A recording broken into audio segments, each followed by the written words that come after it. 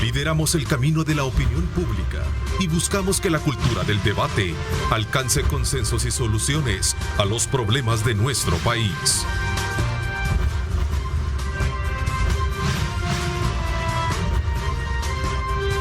Diálogo con Ernesto López.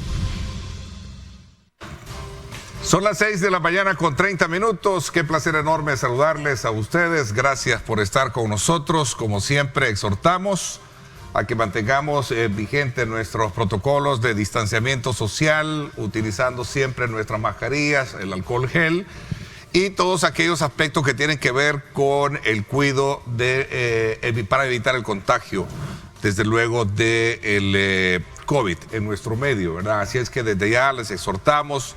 Ya estamos, desde luego, como siempre, bajo esa línea de poderles estar llevando a cabo todas las informaciones que se están generando alrededor de estos temas. Esta mañana, de día miércoles, como siempre, lo ocupamos para hacer análisis pertinentes de país y sobre todo también debatibles. Quiero darle la más cordial bienvenida a nuestros invitados de hoy. Tenemos acá en nuestros estudios a Betty Arana, ella es abogada de la República, columnista de medios escritos y también panelista permanente del programa Choque de Opiniones de En Directo con Ernesto López Radio los días viernes. Gracias por acompañarnos, Betty. Bienvenida. Gracias, Ernesto, por la oportunidad y alegre también de verte ya con buena salud. Hemos estado ahí pidiéndole a Diosito por ti. Muchísimas gracias. Gracias, Betty. También quiero darle la más cordial bienvenida a Vladimir Melara. Gracias por acompañarnos. Él es columnista de medios digitales.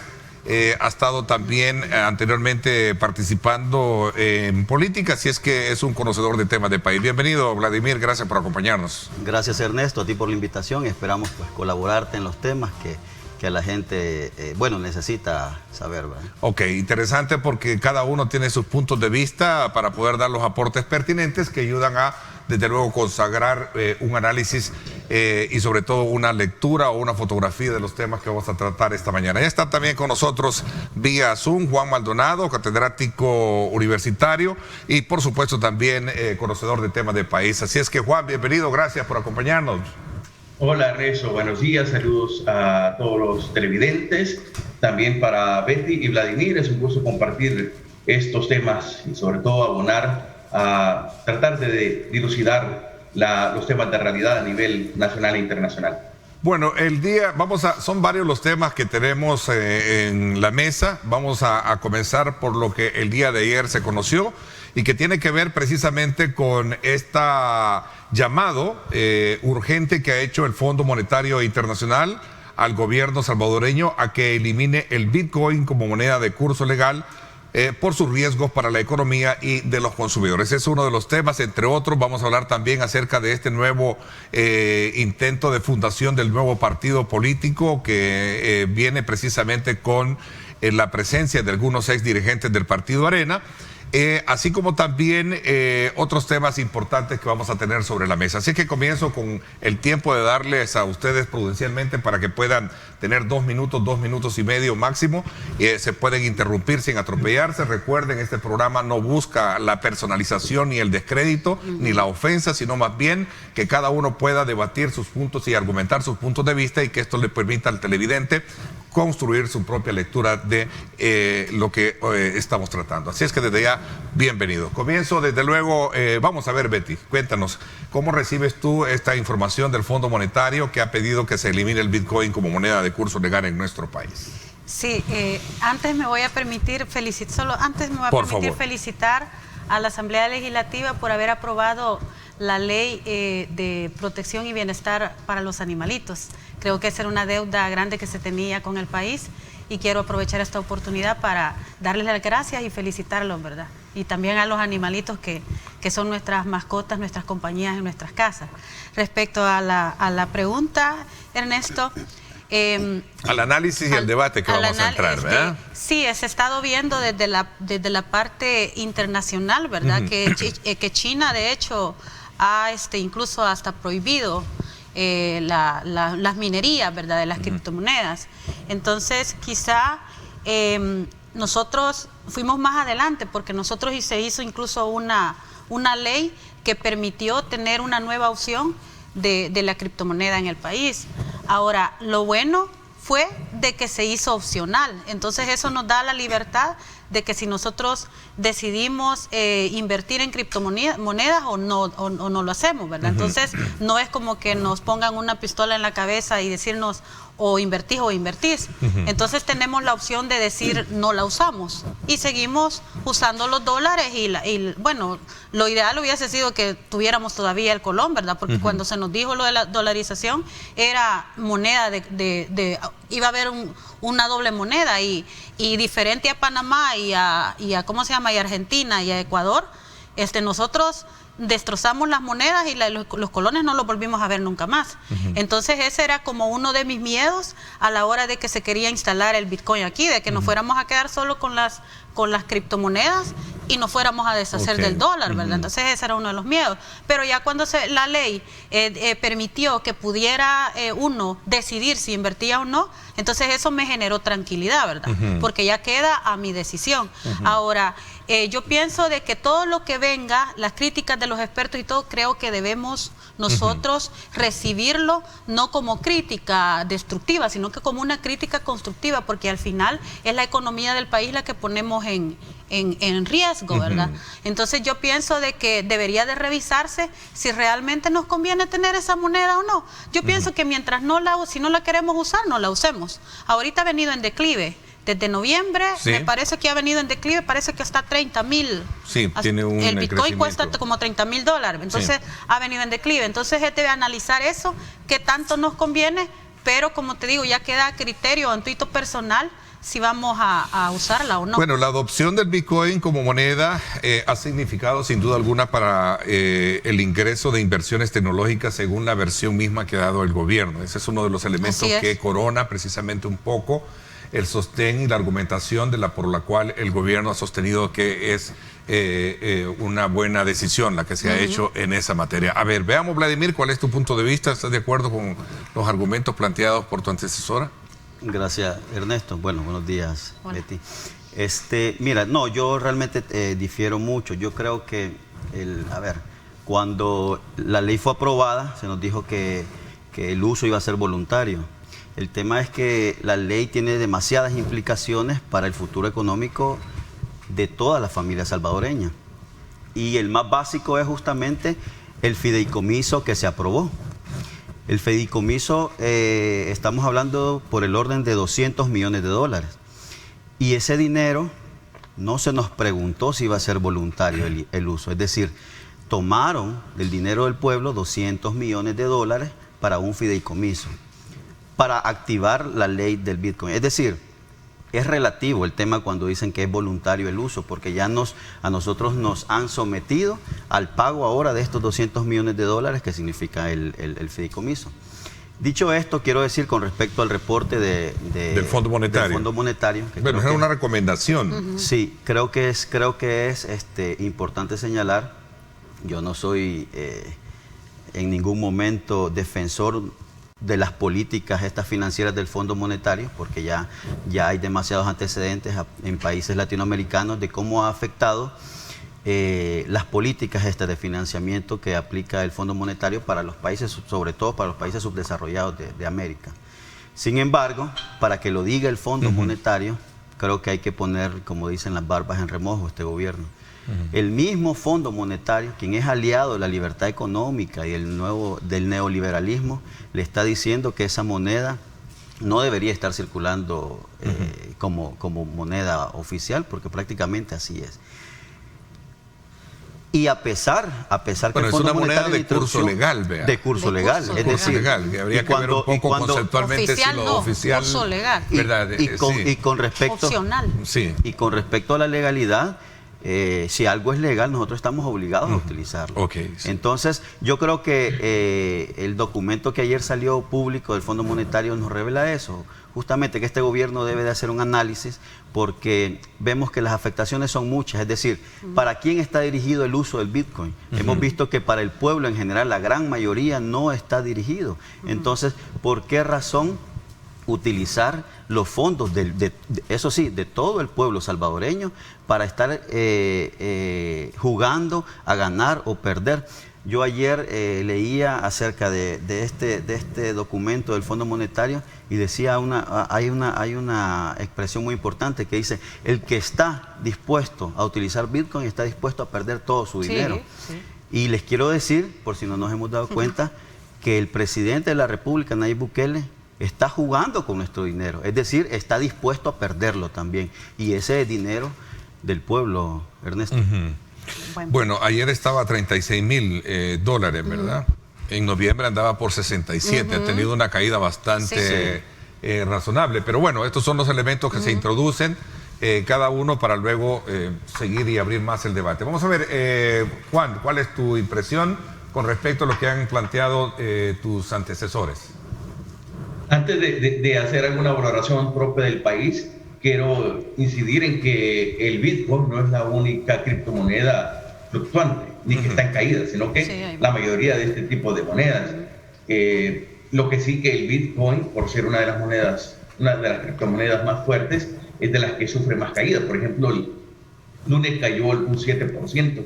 Y esto se debe a dos razones importantes. Primero, a la subida de tasas de interés también que hay en Estados Unidos por parte del dólar, y también las medidas aplicadas por China y Rusia en cuanto a prohibir las operaciones de minado y las operaciones de criptoactivos. Entonces, si esos tres países, que son tres grandes potencias, están bloqueando este proceso, es lógico que la fluctuación y caída de la criptomoneda va a ser evidente.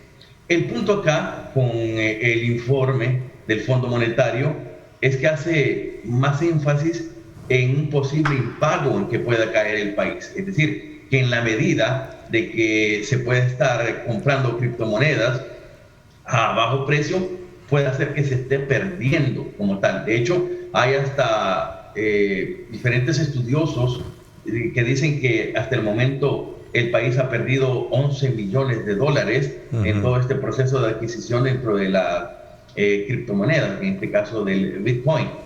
O sea que por lo menos en este caso el gobierno o una de sus instancias financieras como el Banco Central o el Ministerio de Economía deberían aclarar. Entonces, aunque Juan, ya no pago de la deuda que pueda existir.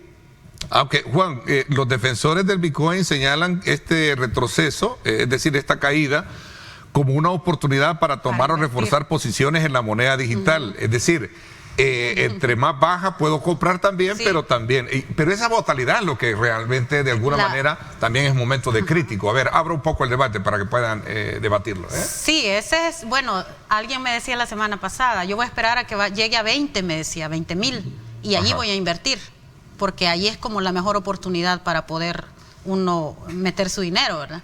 Ahí voy a invertir, porque después se va a ir arriba. Pero es lo que tú dices. Pero Vladimir te planteó un punto bien importante. Tu dinero, pero aquí estamos hablando de otro dinero. ¿Sí?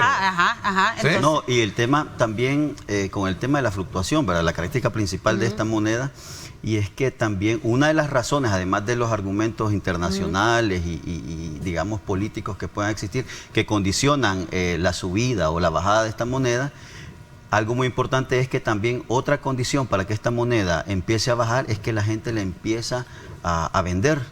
Es decir, la moneda baja cuando también la gente empieza a perderle confianza y la vende mejor y necesita su efectivo. Sí, Juan. Entonces eso es importante aclararlo porque, como tú dices, Ernesto, está bien, como en otros países hay algunas regulaciones. De hecho, yo estaba leyendo el año pasado, a finales, también Cuba realizó algunas transacciones. No transacciones, sino que inversiones. No, levantó un documento en el que regula el uso, no haciéndolo ley, sino que regula su uso para los inversionistas. Entonces, que era punto de honor que desde un principio algunos planteaban. Algunas transacciones van a ser autorizadas por el Banco Central de Reserva cubano en ese caso, y así en otros países. El tema importante acá es que no es el dinero del presidente, sino que es el dinero nuestro. Entonces, está bien que fuera el dinero de él y él a su antojo, pues cuando baje lo compra y cuando quiera lo venda. Pero el tema es que lo está comprando con nuestro dinero. Es que de hecho, una de las características de la fluctuación es la poca regulación que pueda tener la criptomoneda. y a pesar de que, por ejemplo, en el país exista una ley que regule eso, creo que la ley es muy corta, muy concreta para no establecer algunos puntos de manejo. Y eso hace de que esta fluctuación tenga o no impacto. Y una de las cosas que sí también debo valorar es que el presidente Bukele trata de presentar a El Salvador como ese nuevo centro financiero centroamericano, en el sentido de que se convierta... En Latinoamérica estamos considerados como un hub. De que van a haber casi más de 1.000 millones de dólares nuevamente en esta inversión de infraestructura y en compra de criptomonedas. Entonces creo que ese es un punto también que se tiene que ver en cuanto a ese riesgo de la categoría.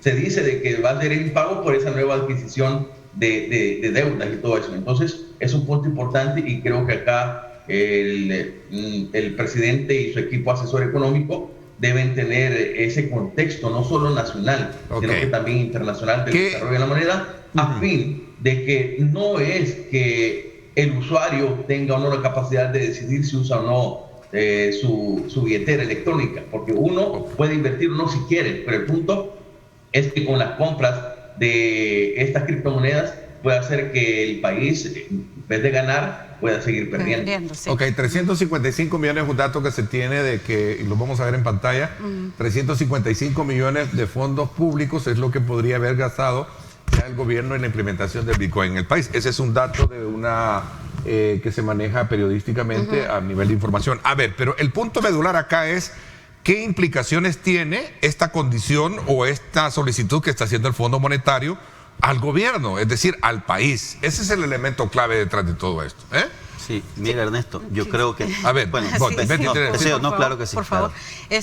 Sí, el hecho de que haya un fideicomiso es porque en alguna manera se previó que podía haber un riesgo de la bajada o el declive de esta moneda, ¿verdad? Desde el instante que se instala un fideicomiso y hace alusión en la misma ley, que siento yo que le falta mucho todavía que regular, porque 14 artículos nos dejan muchas cosas en el aire, ¿verdad? Yo creo de que lo conveniente y lo que yo sugeriría al gobierno es que revise qué tanto nos beneficiaría seguir invirtiendo, ¿verdad? Y no lo hago con el ánimo de caer mal. ¿Qué pasa si no se revierte esto? La pregunta es ¿qué pasaría si esto no se revierte? Perderíamos, y no solamente perderíamos eso, perderíamos los valores en los bonos, perderíamos muchas cosas. Estaría dándose financiamiento, ¿sí, Juan? Igual, Vlad, sí.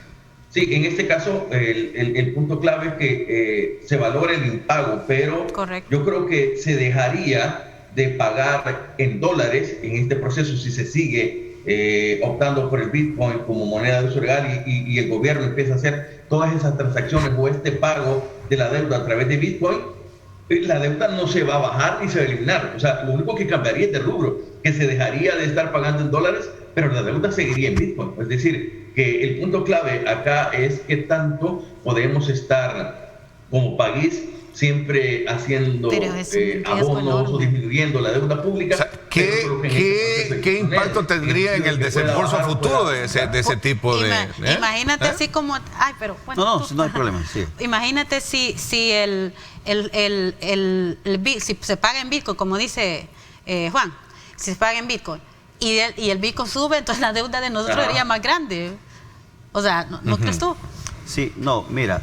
Yo insisto en un punto. Yo creo que el gobierno ha tomado una decisión de jugar con el Bitcoin muy peligrosa. El FMI, el fondo, le ha estado haciendo algunas advertencias en el sentido de que, como dice, el país puede caer en impago. Pero yo me quiero ir a los hechos en concreto, ¿verdad? Y es que, por ejemplo, no es necesario esperar tanto para caer en impago. Hay hechos que hablan por sí solos. Acabo de ver yo una información también sobre la deuda de casi 8 meses, en esos casos de 8 meses de la pensión básica universal, que esta está radicada en los municipios más pobres del país. Cuando tú dices, y es una pensión que ronda los $50, pero cuando tú dices que las prioridades de este gobierno están en estar jugando con el Bitcoin y no en cumplir esas obligaciones que por ley las tiene que hacer, entonces tú dices, en realidad hay rubros en los que ya estamos en impago aquí domésticamente, ¿verdad?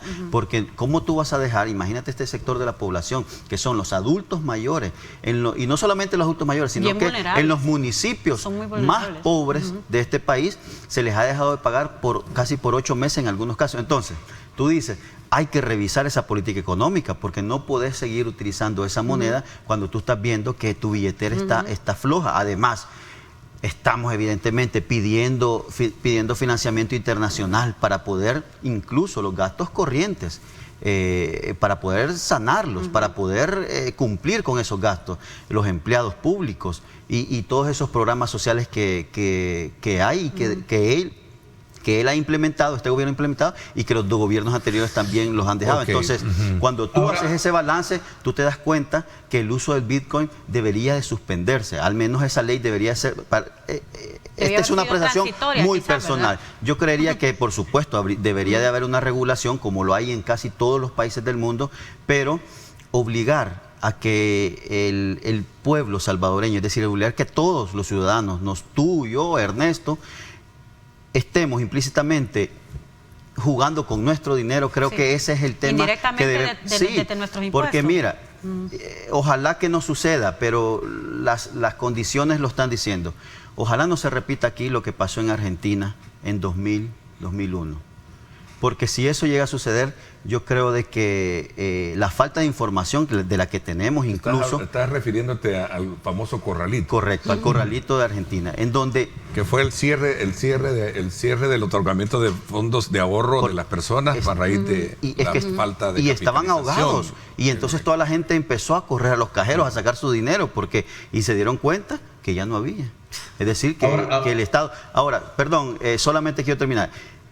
¿Qué implicaciones tiene esto? Es sencillo. El futuro de la mesa de los salvadoreños está en juego. Entonces no podemos esperar. Yo a veces hago esta crítica sin necesidad realmente de apartarme de... Yo creo que la tecnología, la informática y todo lo demás es necesario. Debemos de pensar en grande, debemos de ser un país de avanzada en la región, por supuesto que sí. Pero yo creo que este gobierno, sobre todo el presidente, lo digo con todo respeto, abusa de querer ser un geek, porque creo que nos está metiendo en serios problemas financieros. A ver. Ok. Yo quiero aportar algo y no quiero enfatizar, o por lo menos no quiero hacer ver de que a raíz de la entrada en vigencia del Bitcoin como moneda de uso legal, es que el país ha entrado en esta crisis y que el Bitcoin es la que ha propiciado todo eso. No.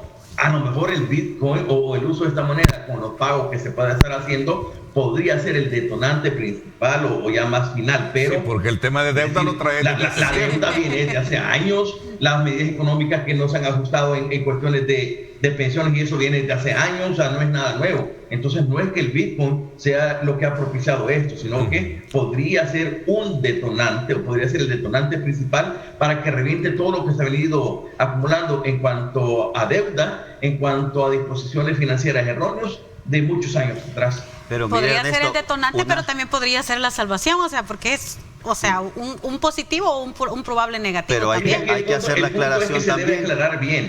Hay que hacer la aclaración porque en el documento que el Fondo Monetario hace público ayer lo dice muy bien, y eso sí es inédito, hasta ahora está sucediendo. Si este gobierno insiste con las mismas políticas fiscales y financieras, lo dice el fondo, su deuda para el próximo año llegará al 96% del PIB. Es decir, y eso no es viejo, sino que eso sí es nuevo. Por eso yo insisto en que se debe de revisar, ¿verdad? Así, despojándose de que es oposición, que es la crítica, o sea, despojándose de todo eso, hay que revisarlo, pienso. Juan. Sí, el hecho principal no es tanto que sea una moneda de uso legal, porque eso puede ser para el ciudadano quien quiera hacerlo. O sea, aquí el punto es que se debe afianzar bien la norma legal y de manera particular cómo y de qué manera se está haciendo uso de esa inversión en compra de criptomonedas, que al final es el dinero público. Yo creo que ahí está el punto, en esas dos cosas. En la revisión de la normativa legal que le dé sustento y en la forma en qué momento se adquiere y en qué no.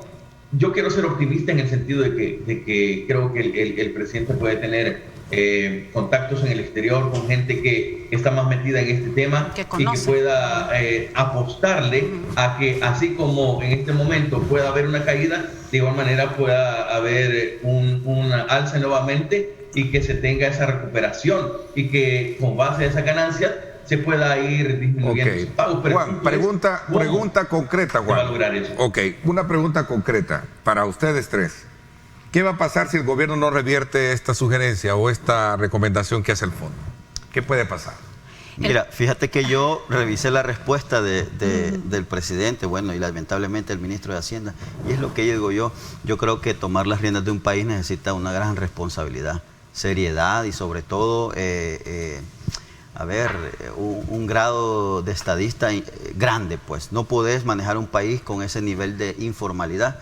Le responde al reporte del Fondo Monetario con un meme en el que le dice que casi que es intrascendente lo que dice en el documento. Entonces, a mí me parece, y eso me da un miedo en el sentido del futuro que nos puede deparar.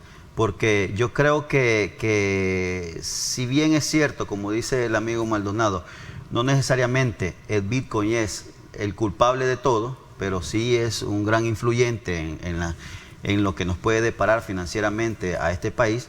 Lo que sí yo puedo decir es que si el presidente de la República y su gabinete económico insiste en estas medidas, así como lo dice el fondo, en estas medidas fiscales y financieras, creo que estaríamos contando otra historia el próximo año, a finales de este año, el próximo, con el tema de la deuda, porque necesitamos honrar. Bueno, el gobierno acaba de emitir unos letes, y a corto plazo, y con un interés altísimo, es decir, para 6 meses. Entonces, va a necesitar fondos efectivos para cumplir esos compromisos. En términos de equilibrio, de equilibrar un poco el análisis también, vemos la madera de los periódicos matutinos de nuestro país que hablan precisamente sobre este tema del fondo pidiendo que se elimine el Bitcoin como moneda de curso legal.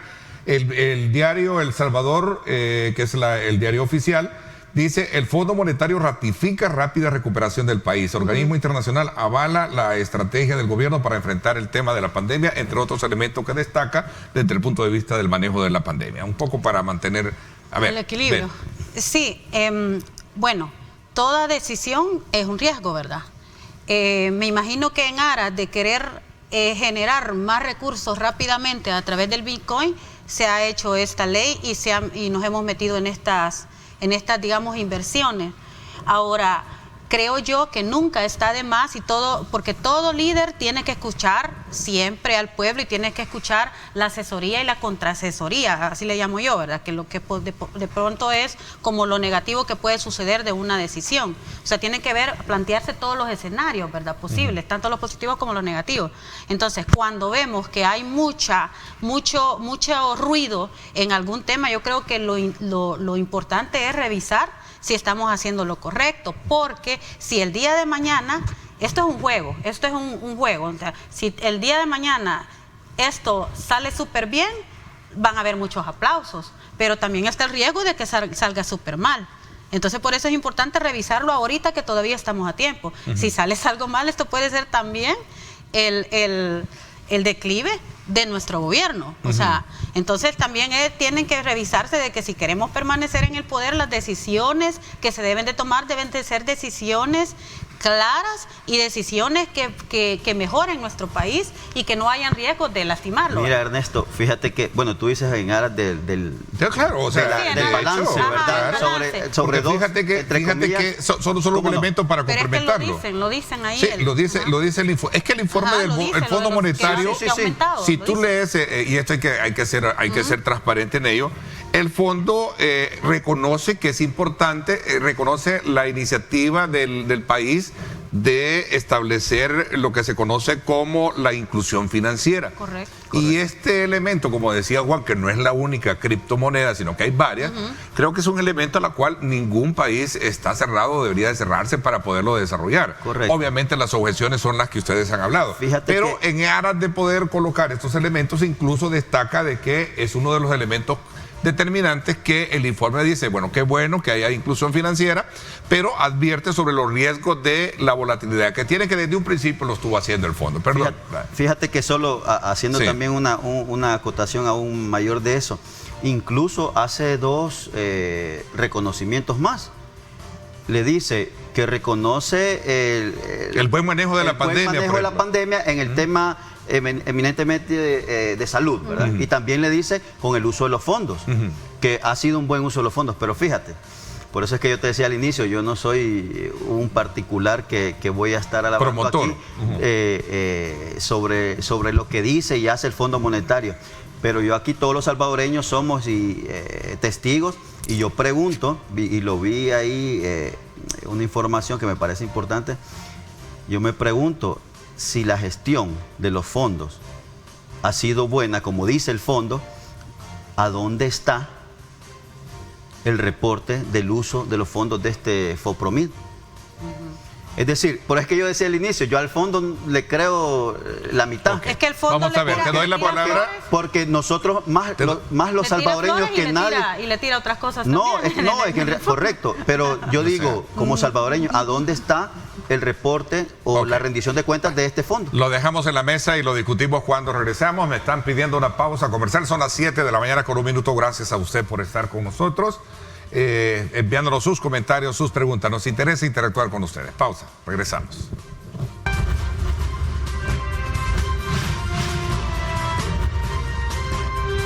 Diálogo con Ernesto López.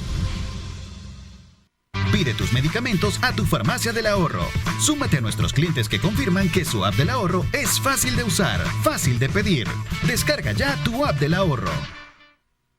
Bueno, esta mañana, como siempre, aprovecho también para decirle que en Farmavalue, tu farmacia del ahorro, obtendrás los precios más bajos todos los días en medicina y cualquier otro producto que usted necesite. Visite cualquiera de nuestras 24 sucursales o llámenos al 2520-3500. Recuerde, 2520-3500. O si lo prefiere, también usted puede hacer uso de la app del ahorro, fácil de usar, fácil de pedir, así es que desde ya le invitamos a que la descargue en su móvil. Recuerde, en Farmavalue, tu farmacia del ahorro, el ahorro está en tus manos. Pide tus medicamentos a tu farmacia del ahorro. Súmate a nuestros clientes que confirman que su app del ahorro es fácil de usar, fácil de pedir. Descarga ya tu app del ahorro. Gracias. Esta mañana tenemos un debate interesante con relación a temas vigentes y que gravitan periodísticamente, como esta información que se conoció el día de ayer en cuanto a un comunicado emitido por el Fondo Monetario Internacional, que ha solicitado al gobierno de la República eliminar el Bitcoin como moneda de curso legal. Hay puntos y contrapuntos en el análisis que están planteando nuestros invitados, Juan Maldonado este día, Betty Arana y también Vladimir Medara. ¿Querías hacer acotación de lo que planteaba Vladimir, en el sentido de que en el país decías, recuérdame un poco el punto con el cual planteabas y dejabas sobre la mesa, Vladimir? No, lo que decía es que a pesar que el Fondo Monetario... es contradictorio lo que no le sostiene, creía que por un mucho, lado, decía. que por un lado lo que decías... pasa es que a ver, yo decía... Avala... No, el Fondo Monetario le dice, mira, tú has hecho buen uso de los fondos y también de la pandemia. Le dice, ¿verdad? Ajá. Pero yo lo que decía... Pero hay cuestionamientos a Pero eso por ya supuesto, en otras porque- áreas. O sea, A ver, le tira flores y le tira pedradas. Ok, veamos tú no estabas un poco, digamos, en acuerdo a eso. Decime. Sí, lo que sucede es que como hay mucho ruido, ¿verdad? En el tema del Bitcoin, de pronto podemos ver muchas cosas negativas, pero también la misma característica de la criptomoneda, que es la inestabilidad, que de pronto puede estar abajo, que de pronto puede estar arriba. Eso mismo nos puede llevar a pensar que como puede ser un éxito totalmente el hecho de invertir y todo eso, el día de mañana que puede ser un boom para nuestro gobierno, y wow, muchos aplausos y felicitaciones para nuestro presidente, pero también de pronto puede convertirse en la peor pesadilla de nuestro gobierno, ¿verdad? Entonces por eso yo hacía énfasis en de que debe de revisarse lo que estamos haciendo, incluso debe revisarse la ley y quizás proponer algunas reformas, porque la ley siento que se queda bastante corta, solo son 14 artículos y regula muy poco al respecto. Lo otro es que nosotros somos libres de decidir si queremos invertir o no en la moneda. De hecho, yo creo de que esto de invertir en un Bitcoin, yo por ejemplo nunca lo voy a hacer porque yo no tengo $34,000 disponibles para invertir en algo así, ¿verdad? Entonces eso es como para otros niveles de gente con unas economías mucho mayores a las nuestras, ¿verdad? Entonces, por ahí pienso yo de que quizá no es de ignorar la recomendación que nos hace el FMI, sino que es de valorarlo y de revisarlo y, como decía Vladimir, quizás poner las barbas en remojo. Sí, para mí el punto principal de esta recomendación, porque no viene a ser una decisión, sino más bien una recomendación como aviso. Correcto. De acuerdo, pero Vladimir ha planteado un punto medular, Juan. Ha planteado, o sea, las contradicciones que hay allí en torno al manejo decía él, de fondos. Ese es el elemento ahorita en el que ya estamos, más allá, para elevar un poquito más la calidad del debate esta mañana. Pero creo que el punto para mí es advertir de que el gobierno puede tener cerradas otras ofertas de préstamo. Creo que por ahí viene más el punto, que se pueden cerrar cuando llegue a tocar otras puertas de financiamiento para préstamos en dólares, lógico. Ahí es donde se le pueden cerrar. Y por lo tanto, si no tienen otras instancias financieras, en este caso, que vayan más vinculadas a criptomonedas, si se quiere optar directamente por el pago de deuda a través de Bitcoin, entonces va a ser difícil de encontrar financiamiento. Yo creo que por ahí viene esa parte también clave de estos procesos, de que al final el gobierno no puede encontrar otras instancias que puedan financiarle algún tipo de proyecto, algún tipo de préstamo, etcétera, y por lo tanto después, al no tener otras instancias, ahí se va a acrecentar más el pago. Ajá, en lo que tú dices, Juan, ahí entra también la necesidad de que hay que regular más en ese aspecto, porque yo insisto en que la ley se queda muy corta en todo porque lo que tú dices, que de pronto los préstamos los tienen que dar en Bitcoin, entonces hay que revisar eso, porque la ley hasta ahorita nos deja como muy amplio, ¿verdad? Como muy abierto a poder realizar un montón de cosas que pudieran suceder en el futuro. Yo solo quiero quizás ir, digamos, cerrando un poco el tema que propuse, y era que a pesar que el Fondo Monetario también le hace como dicen, le echa ese par de flores donde le dice, mire, usted es cierto que ha hecho un buen uso de los fondos, yo lo pongo entre comillas, y también ha gestionado muy bien la pandemia, y es lo que decía yo, Ernesto, pero los salvadoreños somos testigos que el fondo, el FOPROMID, se fue elevado al orden también de los $200 millones, y el reporte y la auditoría y a ver, la explicación de cómo han sido utilizados esos fondos públicos no está en ningún lado. Entonces yo me pregunto, le pregunto al Fondo Monetario, es decir, ¿cuáles son sus fuentes? No sé si el gobierno le explicó a él cómo utilizó los fondos, porque al pueblo no se los ha explicado. Ajá. Y mucho menos la gestión de la pandemia. Si bien es cierto, porque tampoco todo es malo, tampoco todo es malo, pero hay que reconocer también que en la gestión de la pandemia hay una feroz intención de ocultar toda la información. Sin embargo, por ejemplo, la gestión de la pandemia, pero son gastos reservados, secretos, ¿verdad? Que se emitieron durante el tema de la pandemia. Solo para aclarar que me preguntan sobre el FOPROMID. Aún así, el manejo de la pandemia ha sido reconocido por la Organización Mundial de la Salud como uno de los mejores manejos. Por supuesto, pero yo aquí soy claro y sin el ánimo de debatir, pero creo que parte de ese reconocimiento internacional está en que ha ocultado información. Porque si tú me dices, si yo te digo a ti, ¿cuántos muertos hubo en El Salvador? Y yo te digo 10, pero hubo 1000, pero yo te digo, no hubo 10, entonces por supuesto, internacionalmente van a decir que solo 10 y van a decir, wow, qué buena gestión. Aunque yo podría decir con mucha propiedad de que el sistema de salud ha mejorado muchísimo. No, es que mira, hay que recordar que la asamblea anterior le aprobó $3.000 millones.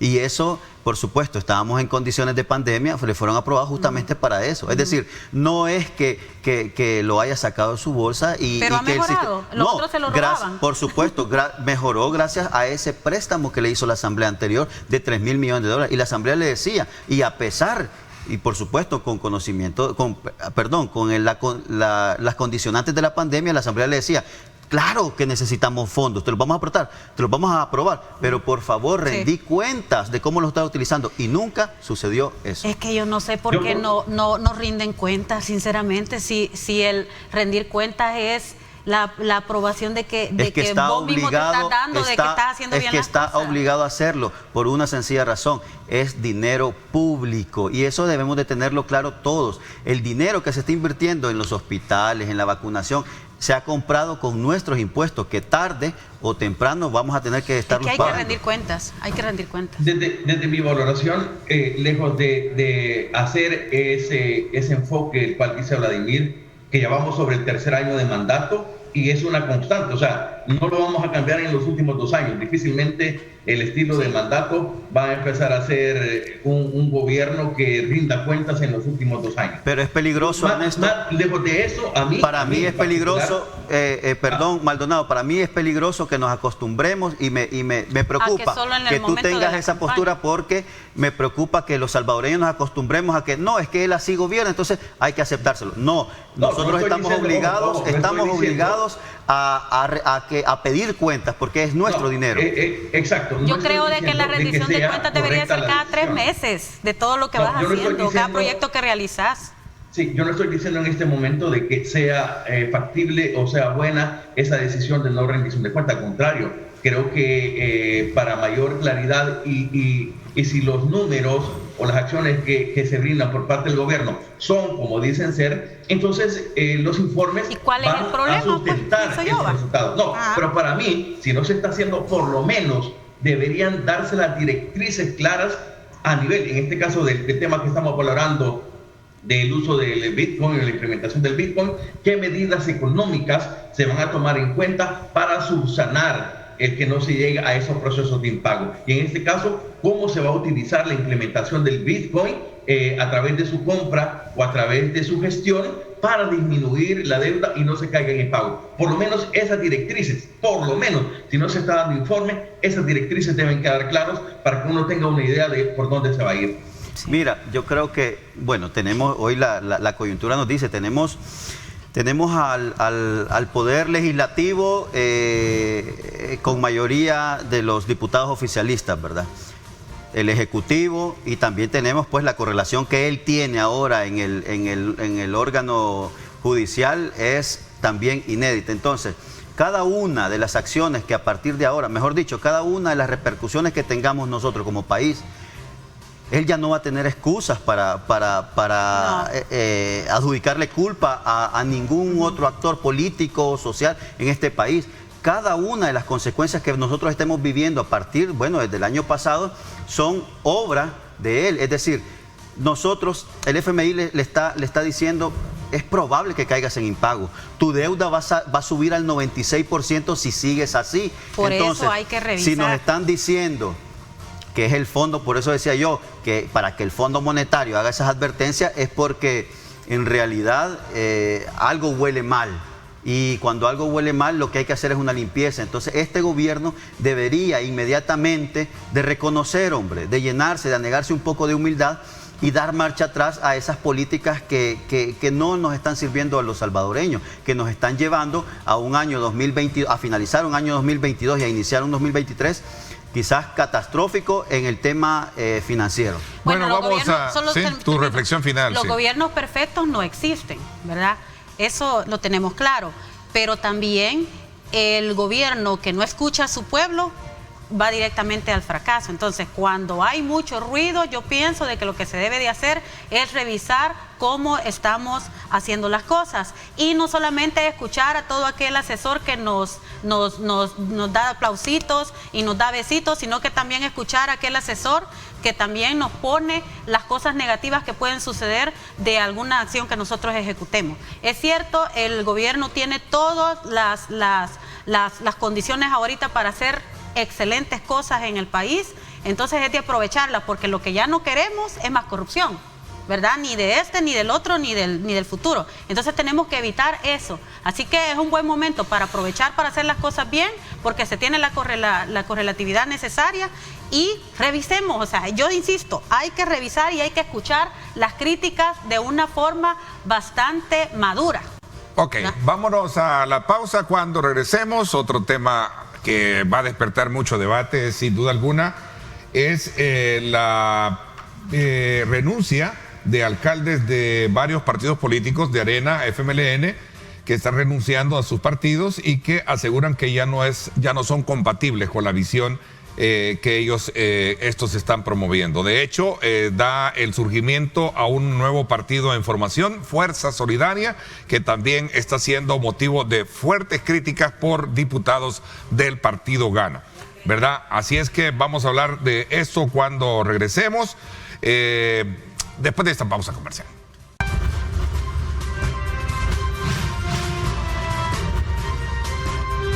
Diálogo con Ernesto López. Gracias nuevamente por estar con nosotros. Vamos ahora al abordaje de otro tema importante. Recientemente conocimos el anuncio por parte de algunos ex diputados de partidos políticos, por ejemplo, Arturo Magaña y Rigoberto Soto, ¿verdad? Ambos diputados del partido Arena, luego Rigoberto, que estuvo ya con Gana, Arturo, que fue desde luego también del partido Arena. Hablaron precisamente, llegaron al Tribunal Supremo Electoral a iniciar los trámites para recolectar firmas para la conformación de un nuevo partido político que se va a denominar Fuerza Solidaria. Esto concurre a la par de la renuncia de varios alcaldes de Arena y FMLN y la especulación de que todos están siendo motivados y comprados voluntariamente o políticamente para adherirse a este partido. Es decir, tanto alcaldes de Arena como del FMLN. Al grado también de que algunos dirigentes del partido Gana han señalado con nombre y apellidos quienes están detrás de querer desarticular también al partido Gana comprando voluntades. Así es que esto es parte del otro tema que queremos abordar con ustedes, porque detrás de todo esto están los partidos políticos. A ver, vamos a comenzar ahora con Juan Maldonado. ¿Qué piensa, Juan? Abro el debate. Fíjate que las renuncias se han dado mayoritariamente en Arena, pero también en el FMLN, tanto de funcionarios, y se vienen valorando que hay ciertas motivaciones que puede ser por compra de voluntades, decía han estado abandonados, porque no hay un financiamiento, o porque se les quiere dar financiamiento por los proyectos municipales, etcétera. Han surgido una diversidad de valoraciones al respecto.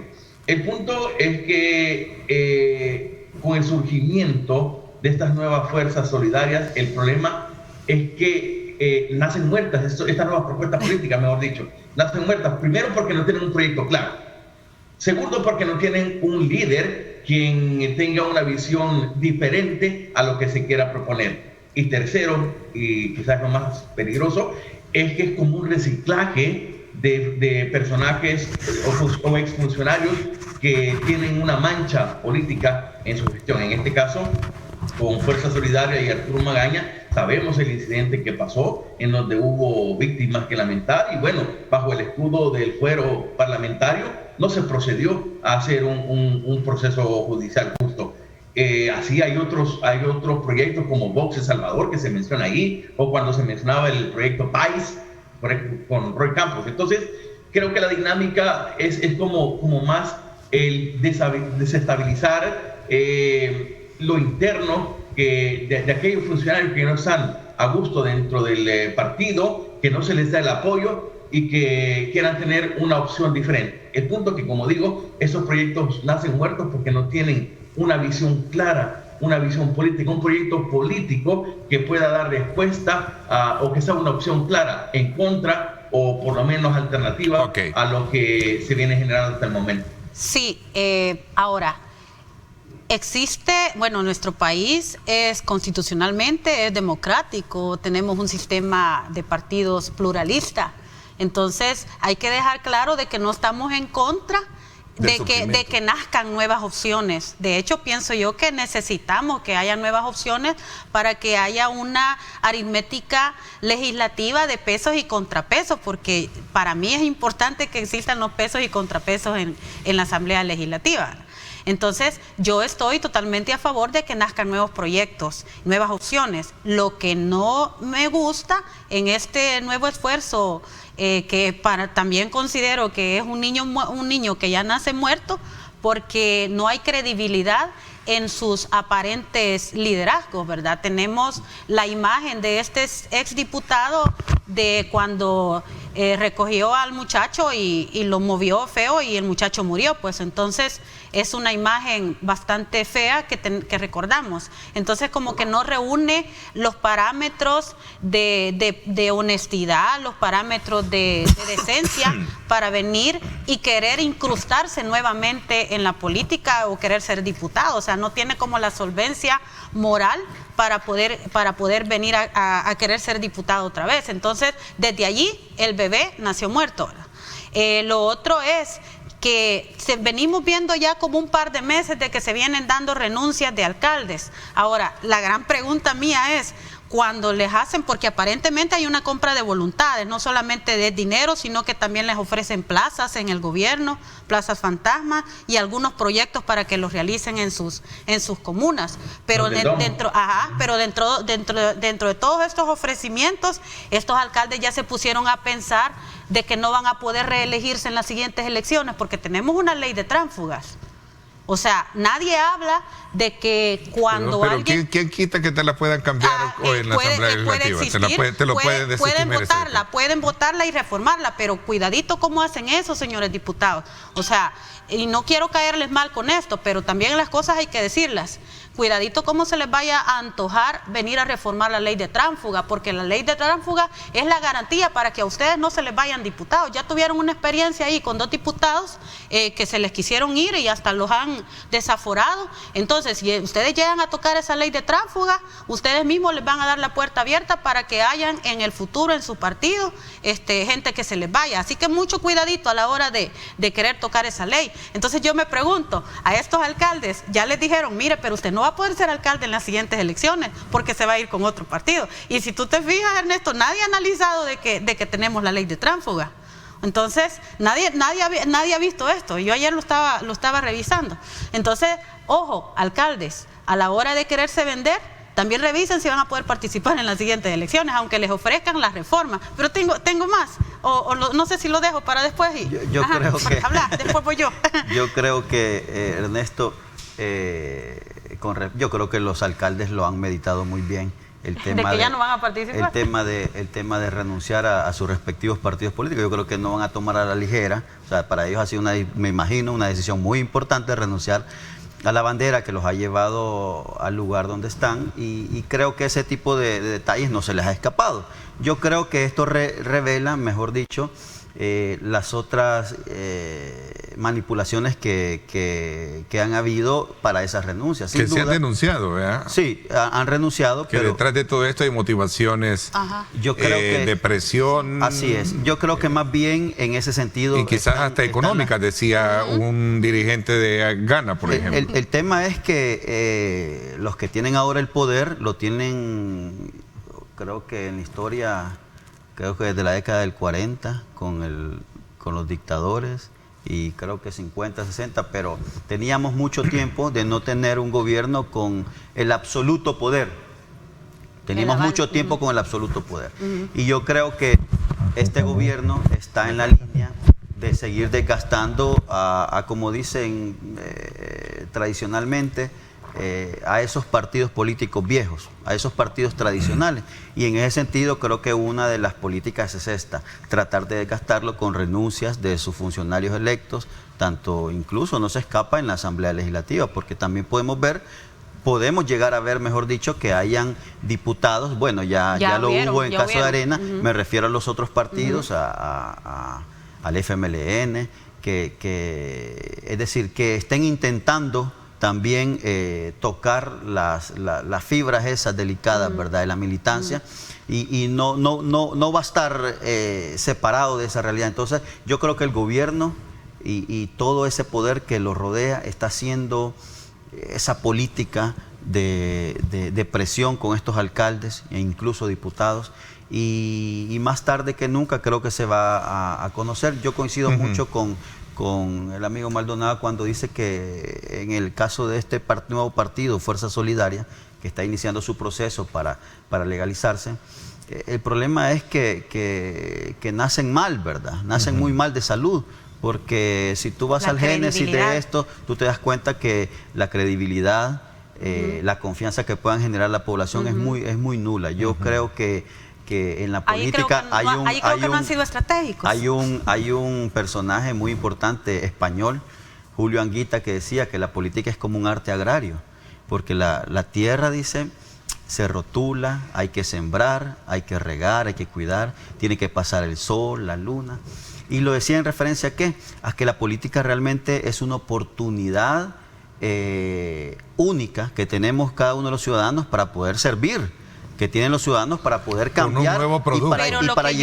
y para llegar a esos niveles de decisión, con poder de decisión para cambiar realidades de la gente. Entonces, lastimosamente, vemos el ejemplo de este partido Nuevas Ideas, de Arena, que cómo han fallado en esas intenciones. Entonces, la necesidad de una política real, honesta, es permanente en este país. Pero fíjate que yo veo incorrecto, totalmente incorrecto y corrupto el hecho de que este señor que menciona el dirigente de Ghana ya ha sido mencionado en el pasado por andar con el maletín negro. Entonces, luego se escucha otra vez de esta persona y se escucha las compras de voluntades. Tan corrupto es el que se vende como el que compra. Entonces, yo digo, si en el pasado criticamos eso, que no se debería de hacer, entonces, ¿por qué ahora lo permitimos? O sea, lo que es malo y lo que es sucio es malo y es sucio en un momento y en otro momento, sea quien lo haga. Entonces, esas prácticas para mí ya deberían deberíamos de deshacernos de eso y denunciarlas, pues, porque de donde venga el dinero, de donde sea, si es la estrategia, pero son prácticas corruptas. Entonces, ¿qué podemos esperar de un alcalde que se vende?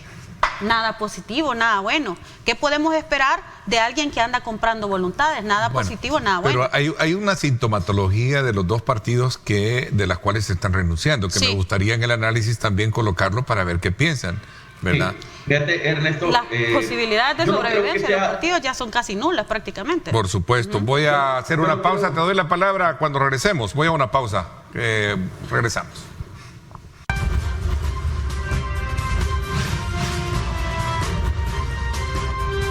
Diálogo con Ernesto López. Gracias. Continuamos con el análisis ahora precisamente sobre este tema. Juan, había quedado darte la palabra. Sí, gracias, Ernesto. Sí, ¿estás de acuerdo en esos elementos? No creo que sea una razón principal o única que haya un tipo de compras de voluntades. En este tipo de casos inciden varios elementos. El primero de ellos puede ser que en realidad muchos de los dirigentes se sientan abandonados por parte de su dirigencia. Eso es algo clave y elemental. ¿Y no será que se está creando? Voy a traer a colación un punto, no es un invento mío, lo recojo del espectro de reacciones que han habido. Por ejemplo, algunos dirigentes, algunos sectores, analistas dicen de que lo que se está creando es una falsa oposición, ¿verdad? Para poder de alguna manera creer y dar a entender de que en el país existen libertad de partidos políticos. ¿Qué piensas tú? ¿Qué piensan al respecto? Correcto, es que sobre esa línea es que va mi fundamento, en el sentido de que muchos de estos actores, de muchos funcionarios, en este caso más de alcaldías del interior del país, optan por el trabajo honesto y sincero. El punto es que al ver dinámicas diferentes y de no acompañamiento, es ahí donde pierde ese sentido de apoyo y sobre todo al perder esa coherencia de lo que se decía como partido, ya sea de uno o de otro, de los dos mayoritarios, en este caso de Arena y el Frente. Pues nos hemos dado cuenta de que en estas últimas marchas hay funcionarios que han coincidido y que están casi unidos. Entonces, ¿cómo es que hace 20 años se pudo pensar que la dirigencia, o por lo menos Arena y el FMLN, estuvieran juntos? Y eso es lo que muchos de esos actores, muchos de estos funcionarios municipales no coinciden, porque se piensa que se ha violado el sentido propio de lo que el partido es. Entonces, no es una única razón, que vienen varias razones y que puedan haber ahí compras voluntarias, posiblemente, pero si las hay, que presenten las evidencias, porque en esos casos, como bien decía Betty, son casos de corrupción que deben ser denunciables. Entonces no creo que sea una sola la causa por la que estos funcionarios estén renunciando de sus partidos. Sí, yo creo que, Ernesto, que, bueno, lo que tú dices y lo que recoges del espectro, Sí, ¿verdad? sí, en el ambiente, lo quiero dejar claro porque después va a decir que soy yo que Sí, lo no, estoy. pero Lo recojo del espectro del debate, de la reacción que y todo yo- esto. Y yo coincido contigo. ¿Verdad? Que todo esto está, detrás de todo esto, lo dicen ahí los dirigentes, que detrás de todo esto está la compra de voluntades, ¿verdad?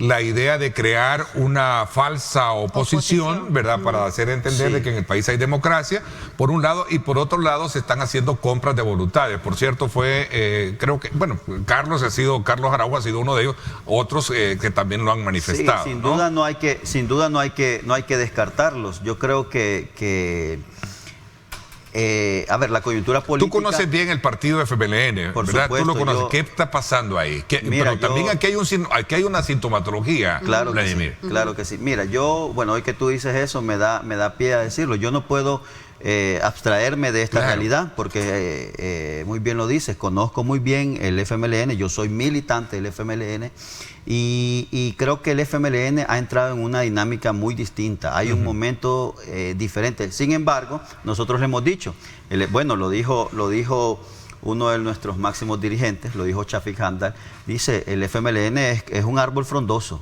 donde también en los árboles frondosos hay hojas secas que se caen naturalmente. Sí. Y esta es una realidad que no la está viviendo el FMLN en este momento, sino que la ha vivido siempre. Es decir, renuncias al partido han habido siempre, y me imagino también que en otros partidos políticos. Pero en el caso del FMLN, estamos seguros que estos alcaldes que han renunciado, los alcaldes del departamento de La Paz, y si no me equivoco, el departamento de Santa Ana, se deben justamente, porque tenemos información, a presiones políticas. Primero, porque les quieren ahorcar ese radio de acción que ellos puedan tener como alcalde. Es decir, estas alcaldías no tienen ya fondos para realizar obras y los chantajean con estas obras de esta nueva dirección de obras municipales. Asimismo, con el montaje fraudulento de casos de corrupción que puedan montarle. Y por eso yo delimitaba yo ese antecedente. Este gobierno históricamente, en nuestra historia reciente, es el único que ha tenido el poder absoluto. Y cuando digo absoluto me refiero a absoluto. No hay una gota de poder que no la tenga este gobierno. Entonces eso le da pauta, le da espacio para poder manipular de esta manera a estos actores políticos como lo son los alcaldes, que con las obras que ellos realizan son las que de alguna manera satisfacen las necesidades de su población en los municipios. Entonces este gobierno ahora, con la derogación de la ley FODES, y con la derogación de la posibilidad que tengan los alcaldes de directamente llevarles obras, lo que ha hecho ahora es centralizar sus obras y así quitarle protagonismo a sus alcaldes. Y bueno, y tú lo ves. O sea, pero ese es motivo para renunciar, ese es un motivo para renunciar. Yo creo que es una de las circunstancias que ha motivado, pero para mí... Bueno, dicen que detrás de todo esto también hay como amenazas de poderlo fiscalizar. No, a eso voy. Yo lo dije hace un momento. Lo dije hace un momento y lo confirmo. Hay presiones para hacer el montaje de casos de corrupción para estos alcaldes y estos funcionarios. Y por supuesto... bueno, pero ¿hay pruebas sobre eso? No, eso lo que pasa... Pero es que mira, Ernesto, pero si este gobierno tiene la fiscalía... Entonces les tienen la cola pateada, porque un alcalde que está limpio pero es que no tiene mira, por qué... bueno, pero discúlpame, pero los presos políticos que existen en este momento, y los llamamos así porque tienen todas las características de ser presos políticos, no tienen pruebas, no tienen pruebas... Contigo, porque ahí sí no creo que sean presos por supuesto políticos. que sí, porque yo te digo, por ejemplo, en el caso de la ex viceministra de Educación... políticos, no presos políticos. Pero es que entonces, es lo que te digo yo, entonces ellos ya fueron vencidos en juicio para que tú los catalogues como presos, como corruptos, perdón. Corruptos, no, ¿verdad? Entonces, una condición básica es que los venzan en juicio. Y a estos compañeros del FMLN, y yo puedo citar el compañero el ejemplo de la ex viceministra de Educación, Erlinda Handal, Yo pensaba en Mason cuando estábamos hablando. Yo no estoy pensando en Mason, yo estoy pensando en otros presos. Por eso es político. Pero las pruebas no existen, es decir, no hay pruebas para que... ¿Tú has visto el juicio? No, es que de hecho el proceso está viciado, porque imagínate, yo creo que vamos ya 7 u 8 meses de que ellos fueron llevados a Bartolinas y hasta el momento los familiares no han podido tener acceso directo con ellos, con la excusa de la pandemia. Imagínate. Es que eso no es de ahora. Eso no es de ahora, Vladimir. Desde hace como 5 años viene sucediendo esto, que hasta los abogados tienen restricciones para poder entrar a los centros penales. O sea, eso no es de ahora. No. Eso no es de ahora. Entonces, no vamos a poner una característica que se viene dando desde hace muchos años, pero es que como una característica desde ahora. Sí, pero hay un reglamento y una ley penitenciaria que te permite. Y yo te digo, ¿cómo es posible que estos presos políticos estén 6, 7, 8 meses sin un contacto, ni siquiera con abogados ni familiar? Y es lo que se ha estado haciendo, exigiéndole a este juzgado, porque no es posible que los familiares no puedan tener contacto. Por ejemplo, las condiciones de salud de las compañeras, de la ex ministra de Salud y de la ex viceministra de Educación, no se ha podido constatar realmente, porque el ocultamiento incluso de ese caso, es decir, por supuesto que hay información básica que los familiares conocen de los casos particulares, pero lo que te quiero decir es que... Como conocedora del tema, en los otros casos, o sea, que no tienen nada que ver con políticos, lo mismo sucede, o sea, hay restricciones para quienes vayan a verlo, hay restricciones para que los abogados restricciones lo puedan. es una cosa, por eso te digo, pero o sea, restricciones es una cosa y negativa es otra. No es que sea peculiar de los políticos. Por supuesto que hay restricciones.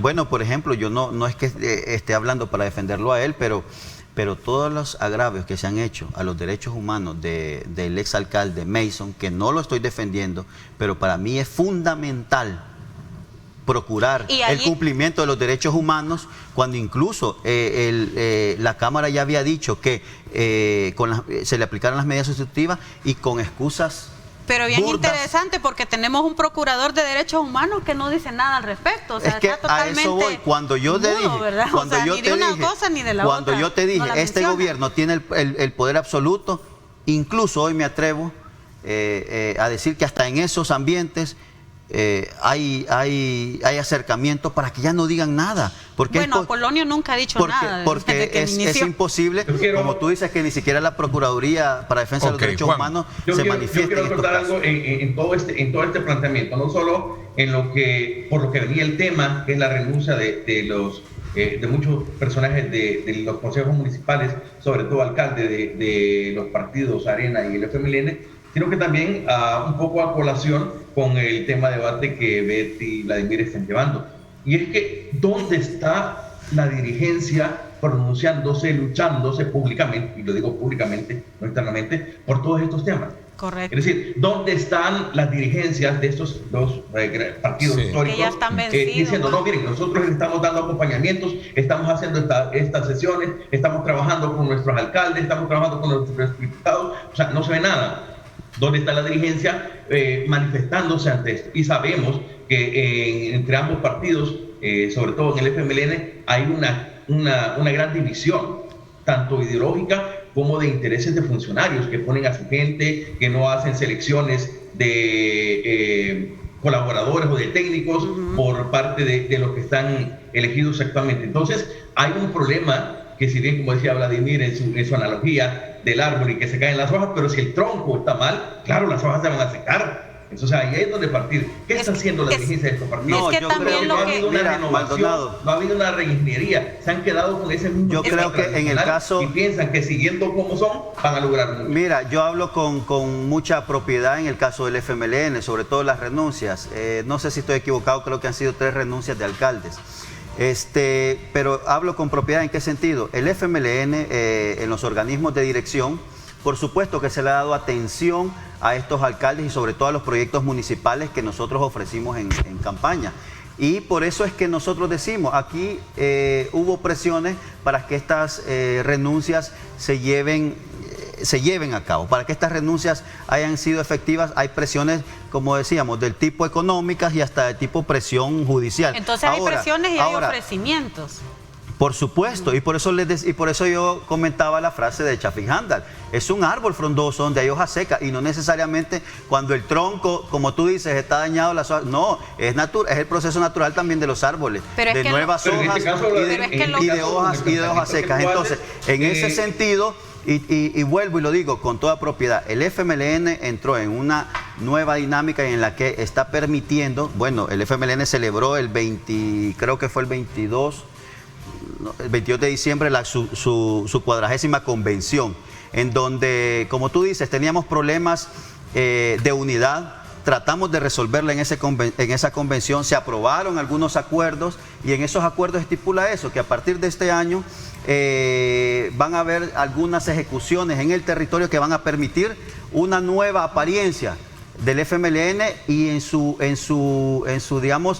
organismo interno también una nueva forma de llevar a cabo las políticas para los... Te veo escéptica de lo que está planteando Vladimir. Voy a darte la palabra cuando regrese. Voy a la pausa. Voy a la pausa, 7:47. Gracias mil por su sintonía.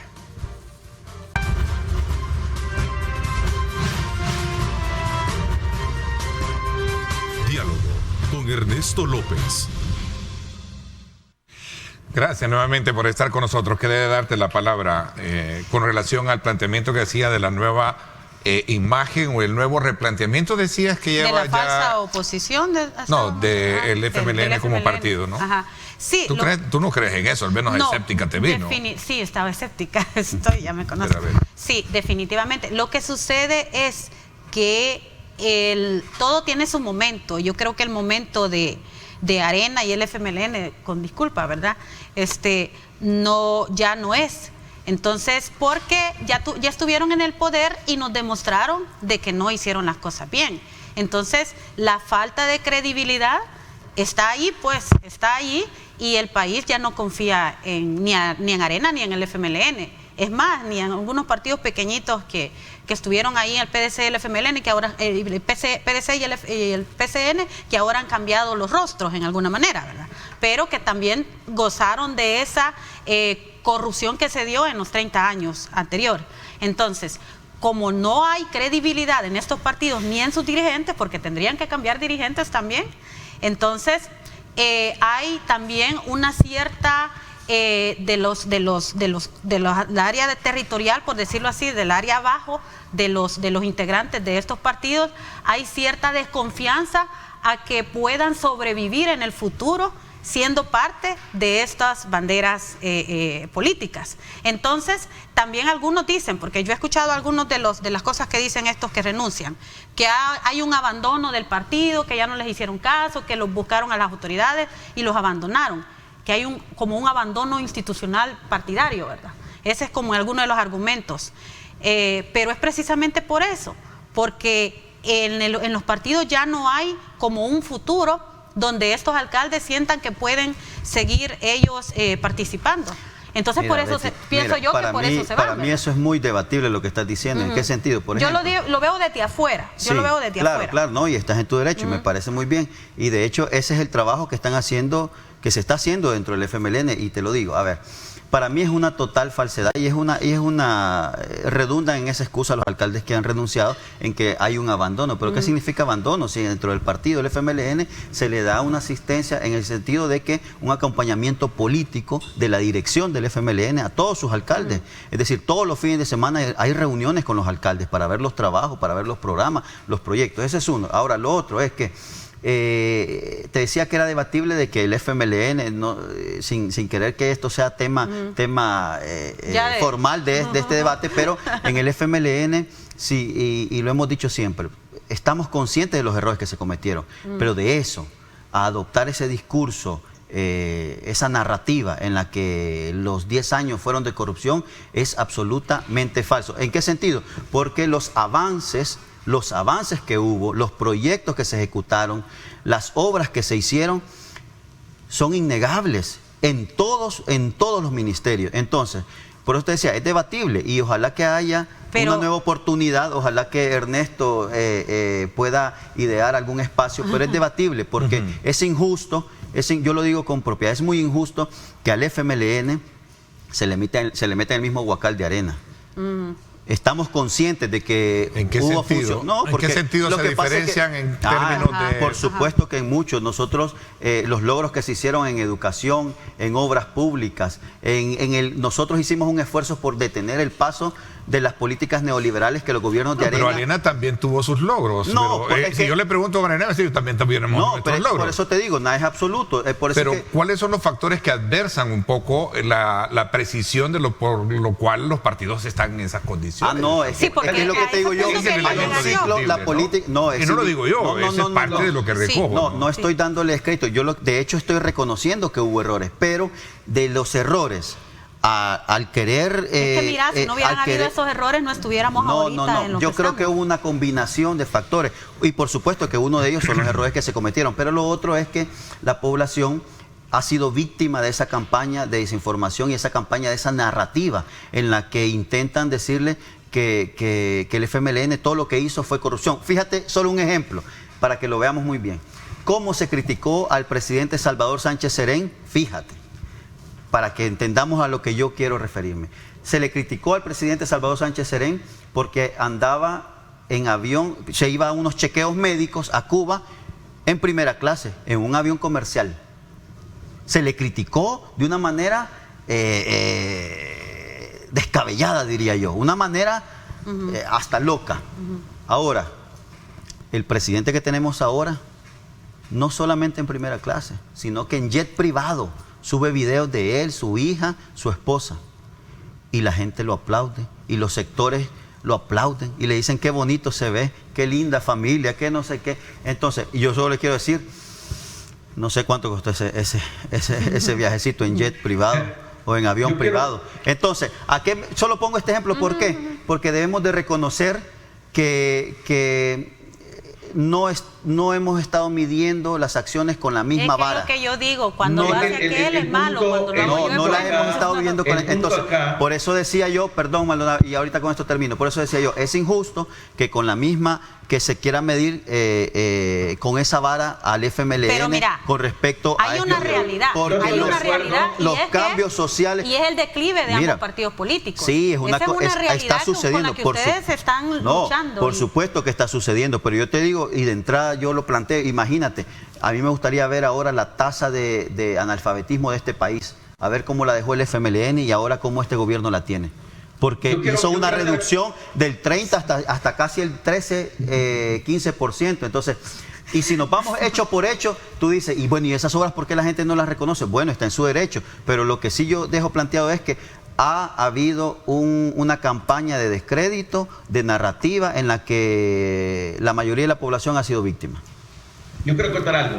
Sí es cierto que no se puede medir con la misma vara el nivel de trabajo de los alcaldes respecto a lo de un presidente. Estamos clarísimos. O sea, la maquinaria propagandística que tiene el Ejecutivo desde siempre es mucho más que las que tienen los alcaldes. Pero el punto es que los alcaldes hacen el trabajo territorial. Si no, muchos de ellos no hubieran obtenido algunas alcaldías, tanto de Arena como del FMLN. Entonces, la gente se proyecta en el trabajo territorial de cada uno de los alcaldes. Se fijan en la persona y no tanto en la campaña que ejecutan. Pongo un ejemplo.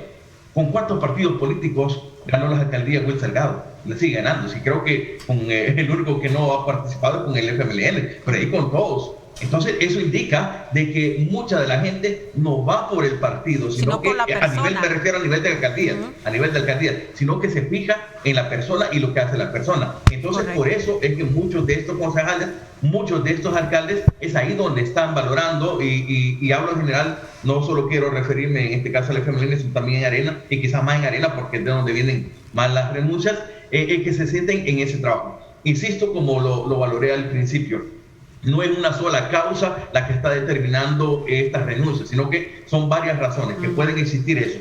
Pero en realidad también estos partidos políticos o sus dirigencias deben tomar en cuenta bien el seguimiento que se hacen. Muchos de estas renuncias dicen porque se ha perdido el proyecto. no se renovaron a raíz de los errores o a raíz de las decisiones que se tomaron. Y bueno, no quieren llegar a otra elección siguiendo estas mismas decisiones. Ok, el tiempo se me agotó.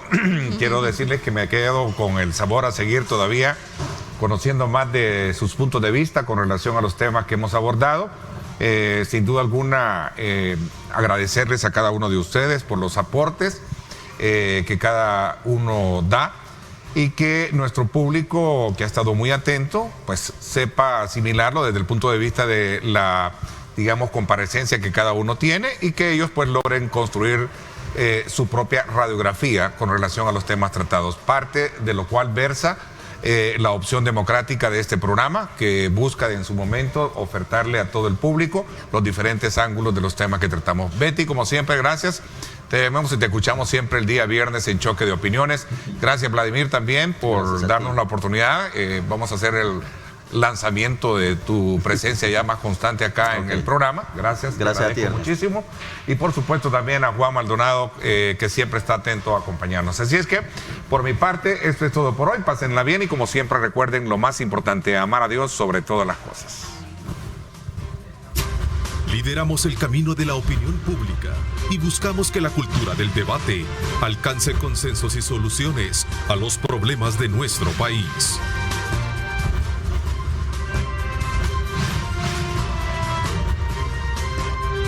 Diálogo con Ernesto López.